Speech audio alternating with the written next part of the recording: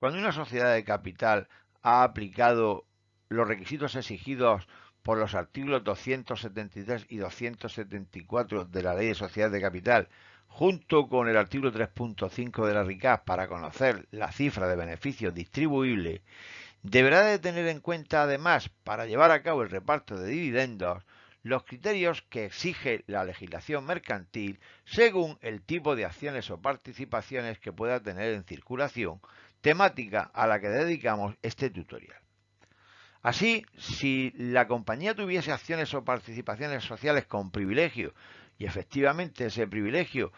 fuera equivalente a la obtención de un dividendo preferente, el artículo 95 de la Ley de Sociedades de Capital indica que hasta tanto no se haya pagado el citado dividendo preferente, el resto de participaciones o acciones no podrán recibir ningún tipo de dividendo. Además, la propia norma exige que el citado dividendo preferente sea pagado en la medida en que existan beneficios, salvo que los estatutos dispongan otra cosa. Por último, en este tipo de títulos hay que tener en cuenta que los estatutos tendrán que incluir cuáles son las consecuencias de la falta de pago del dividendo preferente y también si éste pudiera tener o no carácter acumulativo y además si estos títulos privilegiados pudieran tener derecho al cobro de otro tipo de dividendos. En el caso de que la sociedad de capital haya emitido acciones o participaciones sociales sin voto, el artículo 99 de la Ley de Sociedades de Capital señala que tendrán derecho al cobro de un dividendo mínimo anual, que podrá ser fijo o variable, según establezcan los estatutos. Además, estas participaciones sociales o estas acciones también tendrán derecho a percibir el dividendo que corresponda a las participaciones o las acciones ordinarias. En todo caso, existiendo beneficios, la compañía estará obligada a pagar el dividendo mínimo. Y en el supuesto de que no existiesen beneficios distribuibles o no los haya en cantidad suficiente, la parte de ese dividendo mínimo que no haya sido pagada deberá de ser satisfecha en un plazo máximo de 5 años.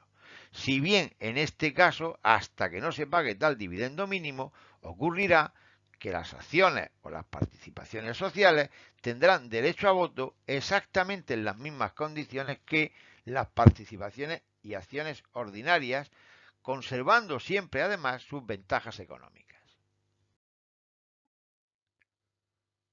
En lo que se refiere a las acciones o participaciones sociales ordinarias, el artículo 275 de la Ley de Sociedades de Capital señala que habrá que reconocer un dividendo a favor de dichas participaciones o acciones de acuerdo con lo recogido en los estatutos sociales o bien con lo acordado por la Junta General. En este sentido, recordar que generalmente la Junta General suele determinar un porcentaje que en el caso de las sociedades limitadas se aplica sobre el capital nominal y en el de las sociedades anónimas sobre el capital desembolsado. Además, para los casos concretos de sociedades anónimas, si tienen en circulación acciones rescatables, a efectos del reparto de los dividendos deberán de considerarse estas últimas como acciones ordinarias, salvo que los estatutos les hayan dedicado algún otro tipo de derecho. Por otra parte, el artículo 218 de la Ley de Sociedades de Capital habla de una posible remuneración a los administradores de la compañía con cargo a beneficio. Y en ese sentido, cuando se dé esta circunstancia, previamente los estatutos sociales habrán de determinar concretamente la participación a repartir o, en su caso, alternativamente, el porcentaje máximo de la misma. En este último caso, es decir, cuando se trate de un porcentaje máximo, será la Junta General la que determinará cuál será el porcentaje efectivo que deberá de pagarse a los administradores, siempre respetando ese tope máximo. Por otra parte, según el tipo de sociedad de que se trate, las participaciones de los administradores se calcularán de acuerdo a los siguientes criterios. En el caso de sociedades limitadas, como máximo se podrá pagar anualmente el 10% de los beneficios repartibles. Y en el caso de las sociedades anónimas, habrá que estar a lo dispuesto en los estatutos, de acuerdo con esa cantidad de participación o bien del porcentaje establecido, pero respetando en todo caso que con carácter previo se deben de haber dotado la reserva legal y la estatutaria si la compañía así lo hubiera decidido, y además tiene que estar reconocido a los accionistas un dividendo mínimo del 4% sobre el valor nominal de sus acciones, o bien otro tipo más alto que los estatutos hayan podido establecer. En tanto en cuanto estos límites no se hayan conseguido, los administradores de la compañía no podrían percibir el dividendo reconocido inicialmente en los estatutos. Además de las consideraciones expuestas anteriormente,